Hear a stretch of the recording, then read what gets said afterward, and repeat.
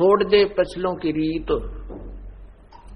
पिछलों की रीत को छोड़ना पड़ेगा। जो पहले हम करते थे उन सभी को त्यागना पड़ेगा, क्योंकि वो शास्त्र विरुद्ध थी और हमें हानि करते थे। हम आशीर्वाद देते हैं, सिर पे हाथ रखते हैं,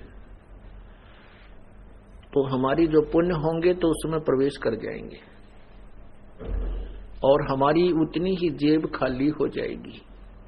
तो इसलिए ये भी हमने सतलोक चलने के लिए, क्योंकि हम बिल्कुल पुण्यहीन हैं और अपने पुण्यों को सुरक्षित रखने के लिए ऐसा भी नहीं करना है। अब क्या समस्या आती है कि जैसे हमारी बेटियां हैं जो जिन्होंने उपदेश ले रखा है, वो कहीं ऐसे परिवार में उनका विवाह होता है कि वो उपदेशी नहीं है, तो वो कहते हैं कि हमने बुजुर्गों के पैर छूने पड़ते हैं, नहीं तो एक लोक वेद के आधार से हम निंदनीय हो जाते हैं, दुनिया बात बनाती है। तो उनके लिए हम प्रार्थना करते हैं कि आप चरण छू सकते हो, लेकिन अपने चरण नहीं छुआना, क्योंकि हम चरण छुएंगे तो उससे कुछ ना कुछ लेंगे। मतलब हमारा वहां चरण छूने का उद्देश्य ये ना होना चाहिए कि ये मुझे कुछ दान दे या मुझे कोई आशीर्वाद दे, ऐसी भावना नहीं होनी चाहिए। केवल एक रिवाज है तो हम उनके चरण छुआ भी, दुख दर्द हो जावे बूढ़े बुजुर्ग जवान का, पैर दबावा भी, कमर भी दबावे, सिर भी दबावे, मालिश करें, नवावे, ऐसी कोई वो दोष नहीं है। भक्तिहीनता या नाम नहीं खंड होता। नाम खंड उसका होगा जैसे आप किसी वृद्धा वर्द के पैर दबा रहे हो और वो आशीर्वाद दे रही है, बांटे जाएगी। आपको पता है ये खाली टूटी है, इसमें कुछ नहीं है, या वो में बांडा है, इसके पल्ले कुछ नहीं है।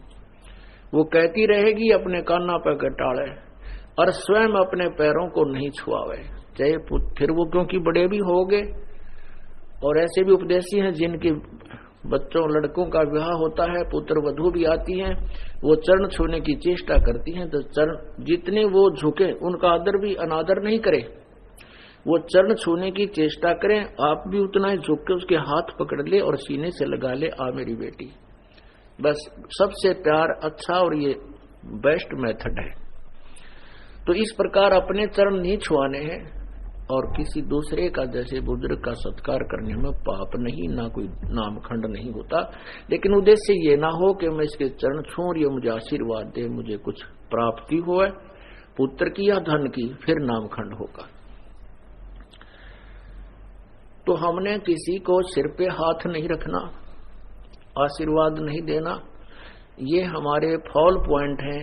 ये हमें भक्तिहीन करने के काल के जाल और रिवाज है। इनको ऐसे तरीके से हमें एक बीच का रास्ता निकालना है कि सांप भी मर जाए, ये रिवाजें भी बंद हों और लाठी भी ना टूटे, हमारा नाम भी खंड ना हो। तो उसके लिए ये नहीं है कि किसी बुजुर्ग या बीमार हो जाता खूब पैर दबावे, उसकी मालिश करे, सिर की करे, शेक करे, जो भी कोई सेवा करनी है कि खूब करो। एक औपचारिकता या किसी दूसरे कारण से नहीं करना चाहिए। तो ऐसे क्या होता था, जैसे पहले पगड़ी बांधते थे, जिसको पगड़ी बांध दी बड़े बेटे का, तो वो आशीर्वाद देता था पहले ही कि ये मेरे बाद ये उत्तराधिकारी होगा। फिर कुछ क्या होता है कि मृत्यु के उपरांत वो बुजुर्ग, उनका पिता या दादा पितृभूत बनकर फिर उसी में प्रवेश कर जाता है और अपनी शेष कमाई को फिर उसमें प्रवेश करके भी बांटता रहता है, और इस प्रकार वो फिर सीधा पशु योनि में पहुंच जाता है। ये काल का जाल है, परमेश्वर कबीर देव ने हमें बताया है।